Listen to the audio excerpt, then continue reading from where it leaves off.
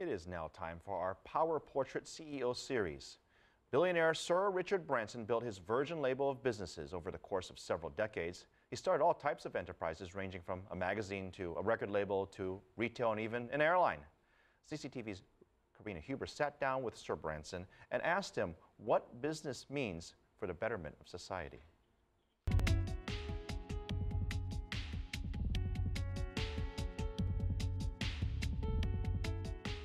I think some aspects of business gave business a bad name, especially in the last 5 or 6 years. I mean, obviously, some banks nearly bankrupted the world, and so I think it's good that business starts thinking, having done so much harm to the world, let's make sure that we not only mend the world, but we make sure it's a better place than before we created those problems. So just with China's economy sort of evolving to one that's more driven by domestic consumption, we're going to see a lot more consumers in the world, which are going to be using some of the world's resources. What do you think the impact is going to be long term, and what can the world do to sort of protect some of the world's resources, given that we're going to have so many more consumers out there?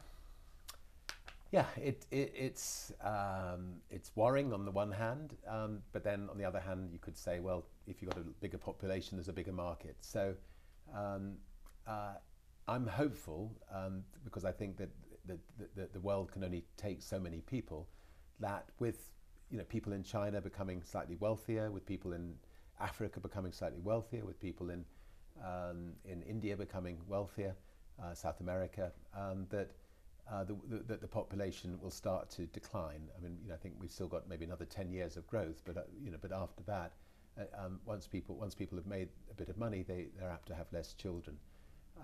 But in the meantime, we've just got to come up with alternative sources of energy.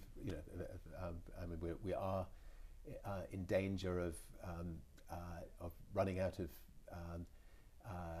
fuel, of oil in particular. There's going to be, I think the demand is going to exceed supply in about 5 years' time, and therefore we just have to hurry to come up with alternative sources of energy, and that's something we put all the profits from our airline businesses into developing alternative sources of energy, and have had some quite exciting breakthroughs. And of the options out there right now when it comes to alternative energy, which one do you feel will be the most effective?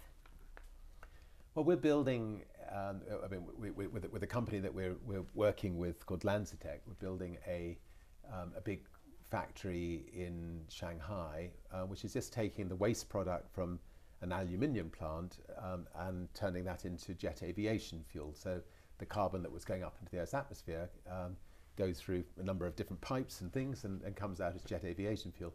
Very exciting, because that instead of it polluting Shanghai, it is recycling at its very best. China on the clean energy front are doing better, I think, than most countries in the world, and deserve credit for that. And some of the rest of the world needs to catch up a bit. So you really think they're leading right now in terms of the green economy? Surprisingly, yes. I mean,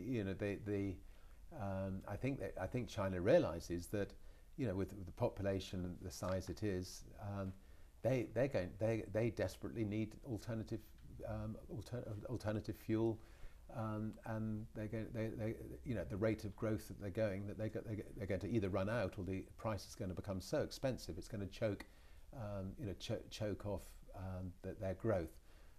So an enormous amount of resources are going into clean fuels, and I take my hat off to China for that.